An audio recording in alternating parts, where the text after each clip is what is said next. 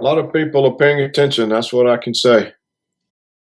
Welcome to Shadow of Truth, and today is Thursday, December the 17th, 2015, and your hosts are Dave Kranzler and Rory Hall. Dave, how you doing today? I'm doing well, thanks. How are you doing? I'm all right. We have a show coming up for you folks that is going to blow your mind with Dr. Paul Craig Roberts. But first, Dave, I know you had something that you wanted to share with the folks, and have at it.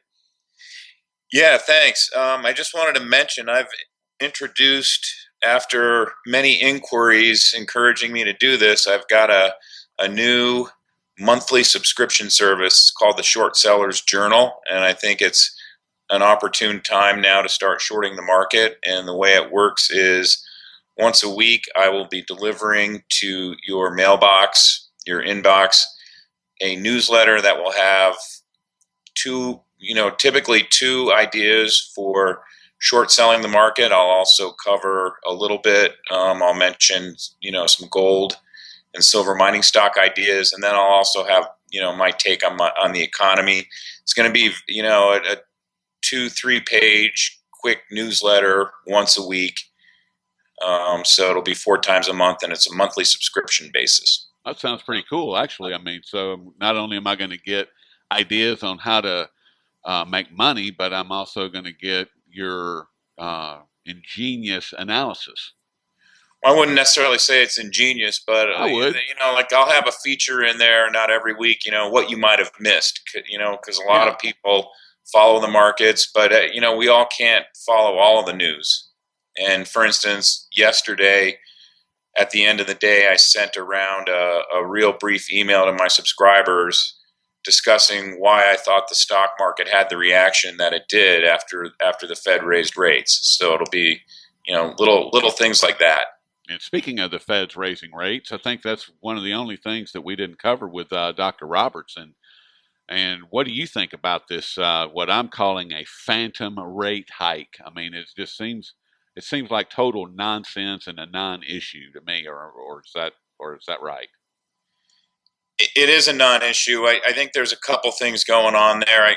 I think they knew that the market would probably react the way that it did, because now I think the expectation is it'll be one rate hike and that'll be it, because by the time the next meeting comes around, it'll be clear that the economy's really going into a deep recession. And I wrote a blog piece about this last week where I said they're going to raise rates and the market will probably shoot higher on the expectation that it'll be one and done, and then the next move after that would be some sort of monetary easing implementation, not necessarily QE, but something that looks and smells like QE. They won't call it that. Well, they can't use that term anymore. Right.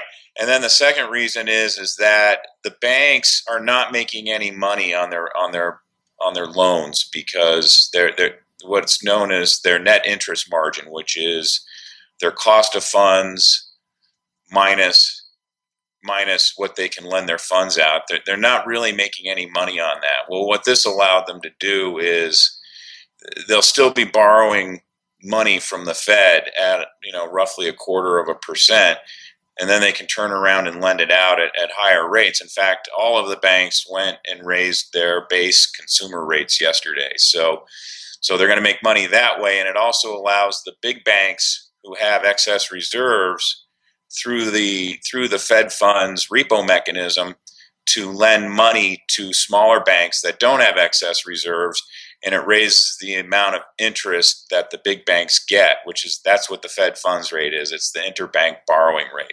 So the banks that have money lend short-term liquidity to the banks that need money for whatever reason, and it allows the banks that have money to charge a slightly higher interest rate to the banks that need to borrow the money. And it may not sound like a lot, but a quarter of a percentage point, 25 basis points, when you're talking about basically trillions a year in transactions, is a lot. It adds up to a lot of money. I mean, that's how banks make money traditionally. Yes. And that's what the primary motivator was there. But everything else was nothing but a distraction. And the whole thing is a distraction. And the reason that I say that with such confidence is that this morning, the morning after, Talking Head, Good Morning America, and I thought I was going to fall out of my chair. This woman actually said that the posturing by the Fed yesterday was a signal that they would be raising interest rates to 1% to 1.5% within the next year. So this is the next day. I mean, it's just ridiculous. Do you think that they would ever be able to get to raise interest rates to a percent or 1.5%? Is that even possible? My personal view is no. It would blow up the system, wouldn't it? I'm guessing the system probably blows up anyway, but at this point, it's hard to say. I mean, no one can really tell for sure what the Fed's trying to get accomplished out here. Certainly, it's not the implementation of responsible monetary policy, because the taking rates down as far as they did and printing as much money as they did, that could never be seen as responsible monetary policy either. And they're not going to be able to reverse it. And if they do try and reverse it, it's going to throw this system into a depression that'll make the 1930s depression look like a picnic. That's what I thought too. That it's impossible for them to do that. I mean, they just can't do it. They can't do it. But anyway, without any further ado, let's bring on Dr. Roberts and see what's on his mind. What you're about to hear is not the program that Dave Kranzler and myself had put together. We had a completely different agenda. Dr. Roberts, however, had his own ideas, and we're very grateful for that. What you're about to hear is one of the most important conversations that you will ever hear. This is completely unscripted. Thanks for being here. Yeah, I think there are a lot of good people out there. They just need understanding and leadership. And I think that's what we're trying to give them, right? Well, aren't they going to get it from either Hillary Clinton or Donald Trump? They don't expect it to come from the political sector. I think that's people are starting to catch on to that. Yeah, comes from that's really Trump's popularity, because he's not associated with the political sector. Yeah, I agree. And not that he knows what to do or would have any advisors who knew what to do. Do they currently? Do the ones in office right now? Do they? No, but I'm just talking, Rory, that people's hopes for Trump, because he's outside the system, he speaks against it, he's forceful, he doesn't back down. They see in him a leader. Yes. And that's probably a reasonable perception. I mean, it could all be an act, but I suspect he is capable of leading. But the problem is he himself doesn't know what to do, and he doesn't know the people who do know. And even if he knew people like us, the Senate would never confirm us. None of the three of us could get confirmed by the Senate. Even if he knew people and tried to put them in, they'd get blocked. And my view has always been that political change in the United States is not possible to come from within the system, because the candidates don't represent movements. There's no movement behind them. It's not been a long struggle to rise up to a challenger position. The leaders of such a movement don't know who the people are in it that they can trust, that they can put in office to carry out the platform. And without a powerful movement and a big mandate, an ordinary person who just happens to get the nomination, even if he knew what to do, he hasn't got the power to get the people confirmed by the Senate. So I don't think political change from within the system in the United States is possible. We see if in France that this Marine Le Pen, she's carried on her father's work with the National Front, and they slowly gain influence, they slowly gain votes, their percentage slowly rises. They've had some remarkable success in local and regional elections, but it's been a long, hard pull, and I always expect that if she were to really break through and be a main candidate, she'd be assassinated. Either literally her life would be taken, or they would do her in with slander and libel, constant accusations in the press, and destroy her and the party in that way. Remember what they did to Strauss-Kahn. Exactly. I was just thinking. Bring that up. Yep. He was the head of the IMF. He was clearly going to be the next president of France, and they just took him right out with this false arrest in New York. And it was obvious to me from day one it was totally false. But about 95% of the Americans fell for it, and a lot of the French fell for it. I think now they see that it was all an orchestration to keep him out of the office. But it doesn't seem that people actually recover from this, even when they are vindicated. So he's not now a presidential candidate, even though he was vindicated and everybody now knows it was a frame-up job and that we were behind it because he wasn't our guy and Sarkozy was.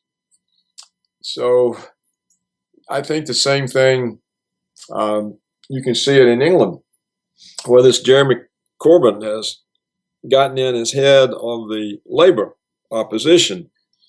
And yet you had one of the ranking generals in the British military state to a journalist, it was published, that they would never permit him to form a government.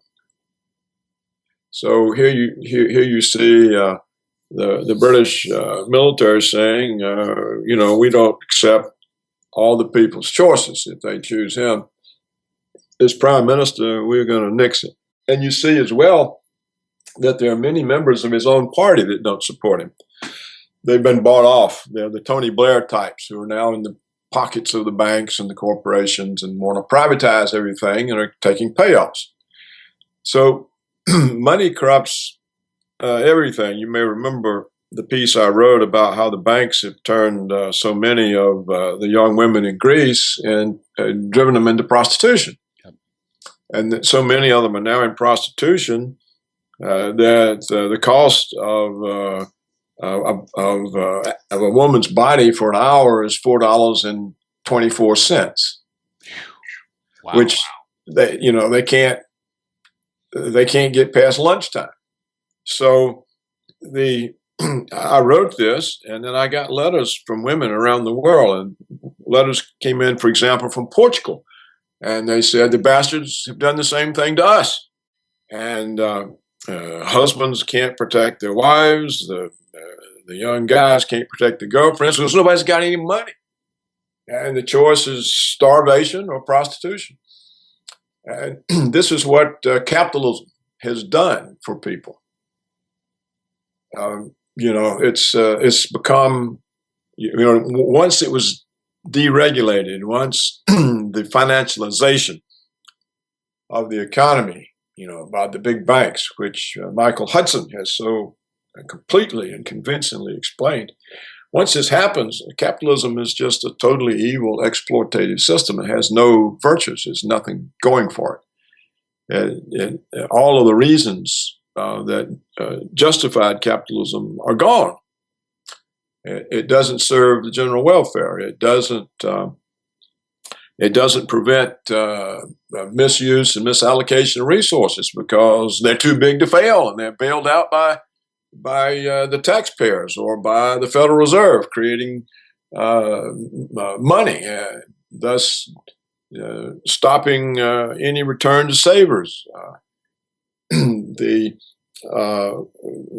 other justification for capitalism is that it achieves social welfare. Well, how do you got social welfare when all the good jobs are offshored, and everything else is financialized. That means all the economic rents are extracted and converted into debt instruments that pay interest to banks.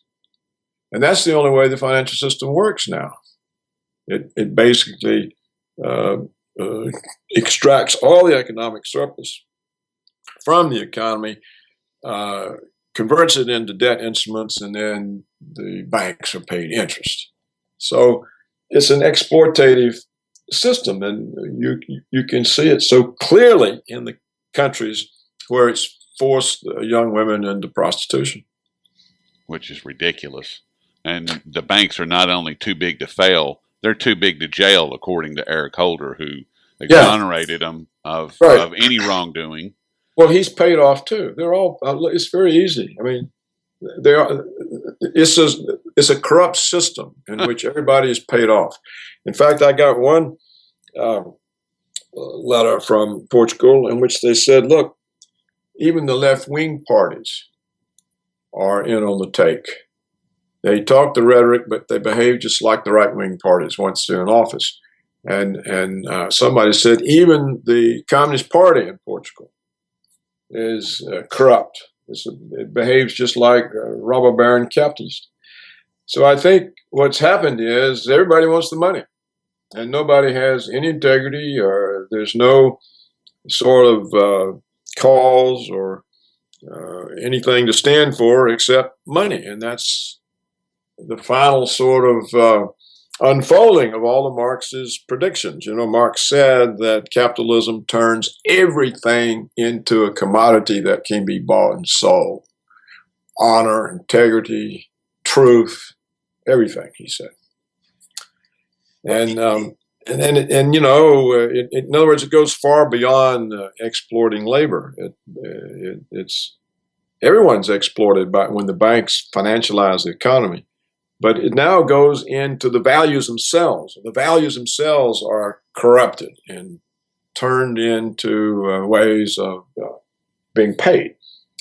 So in that sense, capitalism makes everybody a prostitute, not just sexually the women, but everybody becomes a prostitute. And that's what we're witnessing, isn't it? I mean, how can the Attorney General of the United States say, well, we can't, we have to give big banks a pass to commit felonies? Right. I mean, this is what he said. And high crime. He said. I mean, it's exactly what he said. Yep. And Congress says, we have to give the executive a pass to violate all of our domestic laws against torture, all the international laws against torture, all of the restraints on the Constitution places on the executive, that you can't go to war without an act of Congress. We just have to let the executive be an unaccountable dictator. Now, that's what the Congress, they've completely abandoned all of their responsibility. The courts have too. What do the courts do about these fantastic violations of the Constitution? Indefinite detention without due process, murder of citizens without due process. It's just an amazing thing. The whole system has given way.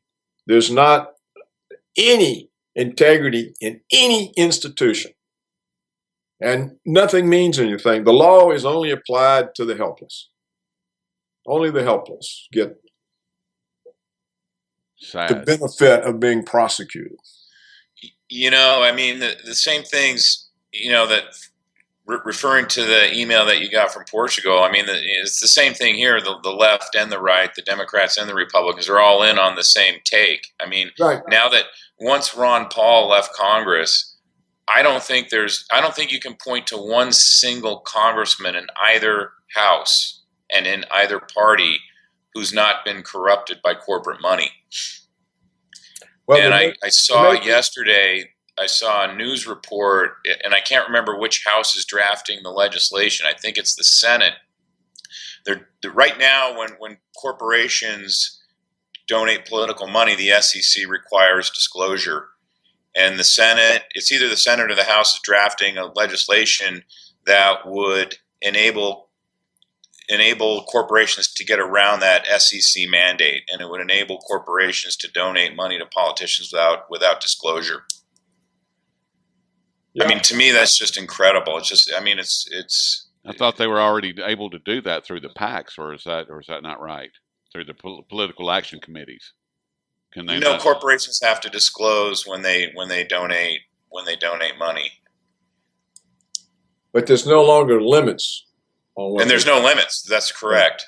That was the Citizens United Supreme Court decision, which basically, to me, that was the last nail in the coffin of our system.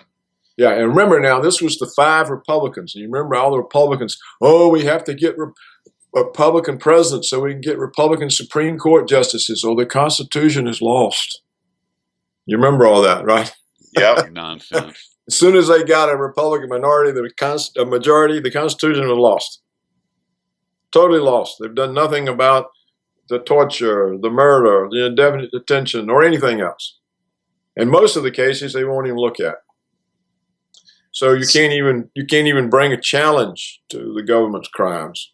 Look, David, I'm not sure that all the congressmen. There was one other one that was left at the time of Ron Paul, the Democrat who got redistricted by his own party. What was his name? You know who I mean. What state? Which state? Somewhere in the Midwest, I think. He's a feisty guy. I don't know why the name slips my mind, but he was once, I think, ran for the Democratic nomination the last time or two. I mean, he was very feisty, like Ron Paul, just coming from the other party. And there are 2 Republicans. What about this Robacher from California? He's always giving them fits. And there's the guy from North Carolina whose name Trey Gowdy. No, the guy from North Carolina is the one. He's the one. I think it's North Carolina. He's the one who, when all this 9/11 started, you remember France wouldn't agree to attack Iraq initially. Yeah. And so he said, we're not going to call them French fries anymore. We're going to call them freedom fries. It was that guy. He's completely changed his mind. He's been very, very brave.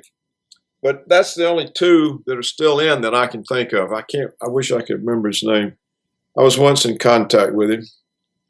So, but what it shows is how few. I mean, we're talking about 535 members of the House and Senate, and I can think of 2. And the other 2 before them are gone. Ron Paul and Kucinich, Dennis Kucinich. Oh, Kucinich, yeah.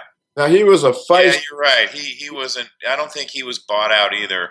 No. He got his own party redistricted him out. I remember him. I actually used to like him. Yeah, you're right. He was his own man.